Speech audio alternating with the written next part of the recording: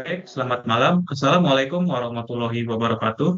Pertama, izinkan saya memperkenalkan diri. Nama saya Haidarati Purnomo dengan nomor NIM 2023 31015. Saya akan berperan sebagai moderator pada video debat ini dengan tema pembangunan jalan tol, yang mana pihak kontra adalah Brilliant Guardians dengan perwakilan. Saya Leza Ramalana dengan NIM 2023 31300. Dan dari pihak kontra ada Leton Responsible Mavericks dengan perwakilan. Saya Mikdasilia Hasan dengan NIM 2023 31085. Baik, dalam debat ini waktu berargumen sebanyak 1 menit. Perwakilan dapat memulai argumen ketika saya mengklik tombol timer dan harus stop ketika timer menyentuh angka 0.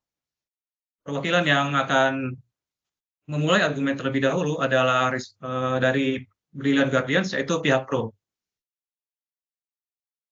Silakan tim pro dimulai dari sekarang.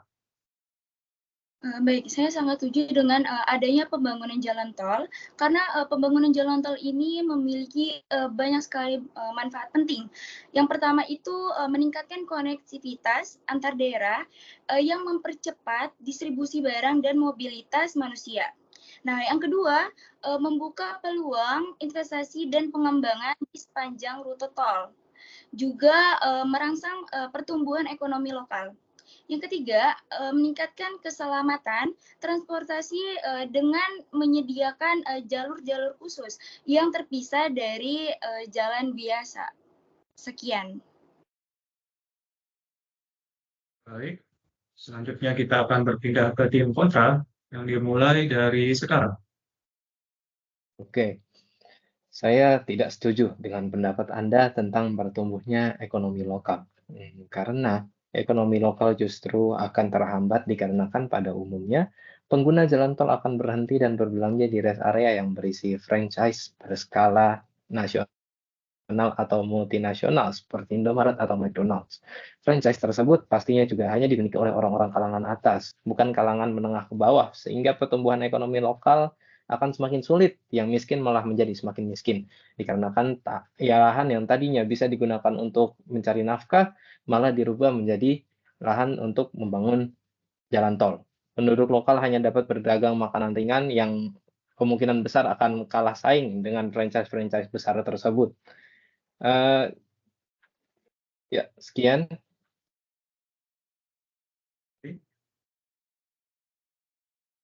Selanjutnya kita akan berpindah ke tim pro. Tim pro dipersilakan.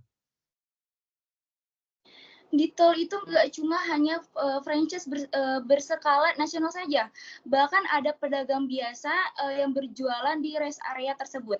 Jokowi pun meminta rest area jalan tol diisi oleh pelaku ekonomi lokal, termasuk pedagang biasa.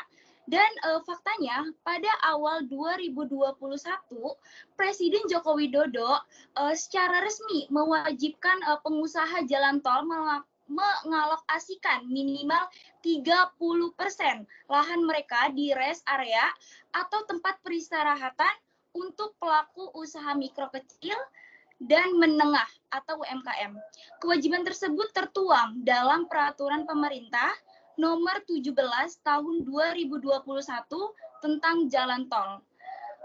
Tersebut merupakan turunan atau aturan pelaksana Undang-Undang Cipta Baik, Kerja. waktunya habis. Selanjutnya kita akan berpindah ke tim kontra. Tim kontra dipersilakan. Oke, meskipun ada kebijakan untuk mengalokasikan lahan di rest area tol untuk pelaku usaha mikro, kecil, dan menengah atau UMKM, namun implementasinya masih belum rata di seluruh jalan tol. Banyak rest area yang masih didominasi oleh franchise besar lainnya, sehingga peluang bagi pedagang biasa atau UMKM untuk berjualan di sana masih sangat terbatas. Selain itu, meskipun ada pedagang biasa yang berjualan jalan tol, namun mereka mungkin menghadapi tantangan seperti biaya sewa yang tinggi atau persaingan yang tidak seimbang dengan franchise besar, seperti yang saya sebutkan sebelumnya. Oleh karena itu, meskipun ada kebijakan untuk mendukung UMKM, namun masih diperlukan upaya lebih lanjut untuk memastikan implementasi yang efektif dan masih merata di seluruh jalan tol. Nyatanya, harga sewa lapak UMKM saja yang 2 kali 3 meter itu bisa tembus 15 juta per tahun. Itu ada di area kilometer 57 Jalan Tol Baik, Jakarta waktunya Cikampek. habis. Baik, dari argumen tersebut, secara umum, kesimpulannya adalah bahwa pembangunan tol memiliki manfaat penting bagi konektivitas antar daerah, investasi, dan keselamatan transportasi. Selain itu, kebijakan untuk mendukung UMKM dengan mengalokasikan lahan di res area tol juga mencerminkan upaya pemerintah dalam mendukung ekonomi lokal. Namun, implementasi kebijakan tersebut masih menghadapi tantangan dan diperlukan upaya lebih lanjut untuk memastikan manfaat merata dan efektif di seluruh jalan tol. Jadi sekian dari video debat dengan tema pembangunan jalan tol antara Peloton Brilliant Guardians dan Peloton Responsible Maverick. Mohon maaf bila ada salah kata. Assalamualaikum dan selamat malam.